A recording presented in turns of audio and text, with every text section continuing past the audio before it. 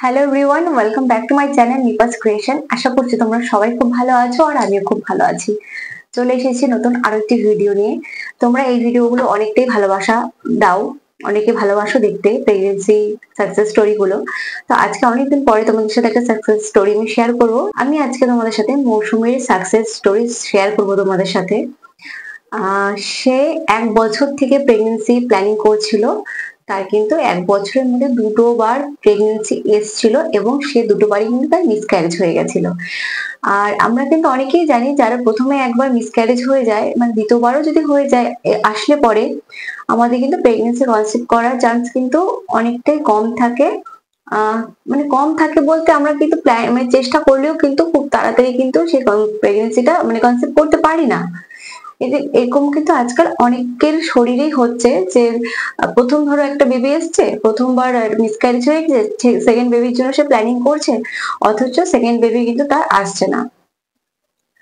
তো যাই হোক, আজকে মৌসুমীর সেই আমি স্টোরিটা শেয়ার করবো তোমাদের সাথে। তার দুবার মিসক্যারেজ হয়ে গেছিল।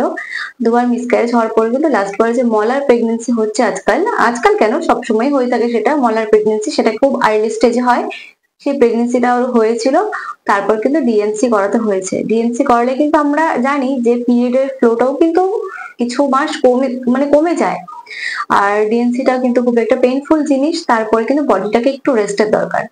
তার আগে আমি একটা কথা বলে রাখি, তোমাদের যাদের যাদের মিসক্যারেজ হয়েছে আগে, তারা কিন্তু 2 মাস থেকে 3 মাস একটু তোমরা গ্যাপ দেবে, প্রেগনেন্সি প্ল্যানিং করবে না, তারপর কিন্তু প্ল্যানিং করতে পারো, অথবা তোমাদের ডক্টরের কনসাল্টে কিন্তু তোমরা সেটা প্ল্যানিং করতে পারো যে কবে থেকে তোমরা প্রেগনেন্সি প্ল্যানিংটা করবে। তো যাই হোক, আজকে হচ্ছে তোমাদের তো বললামই, মানে সত্যি এই স্টোরিগুলো শেয়ার করতে আমারও খুব ভালো লাগে। আর তোমরা যেমন যেমন কমেন্ট করো সেগুলো পড়তেও আমার ভীষণ ভালো লাগে।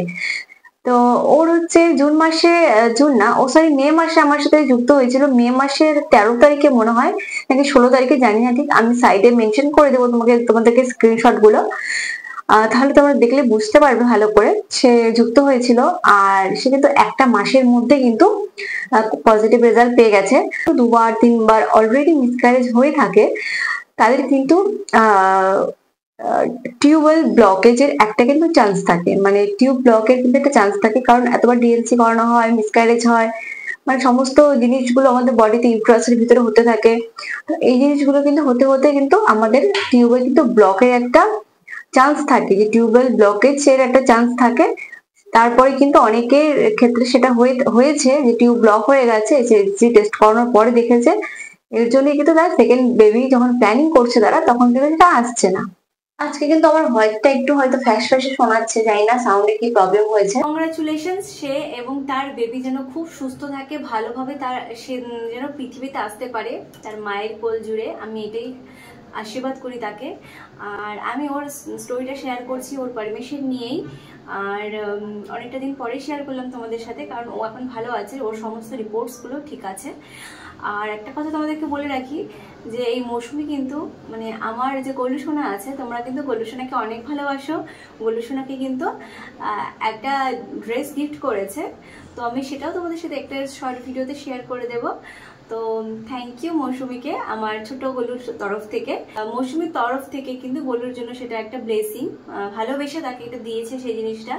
আর হচ্ছে তোমরা কিন্তু অনেকেই আছো যারা যারা এখনো জানো না আমার মেম্বারশিপটা বা আমার গাইডেন্স নিতে গেলে কিভাবে আমার সাথে যোগাযোগ করতে হবে। ফার্স্টে তোমরা স্ক্রিনে দেওয়ার এই নাম্বারটাতে অ্যাড করবে তোমাদের ফোনে, তারপরে হোয়াটসঅ্যাপে যাবে, হোয়াটসঅ্যাপে গিয়ে আমাকে এই নাম্বারটাতে শুধুমাত্র হোয়াটসঅ্যাপে মেসেজ করবে, ফোন কল করার তোমাদের কোনো দরকার নেই, জাস্ট এসএমএস করবে। তোমাদের যদি আমার গাইডেন্সের দরকার হয় তবেই মেসেজ করবে। আমি কিন্তু গাইডেন্সের জন্য একটা পেমেন্ট নিয়ে থাকি, তোমাদেরকে আমি অনেক ভিডিওতে বলেছি, তা সত্ত্বেও কিন্তু তোমরা আমাকে পার্সোনালি মেসেজে গিয়ে কিন্তু আমাকে বলে আসো যে দিদি ভাই তুমি পেমেন্ট নিচ্ছ, না তো জানতাম না।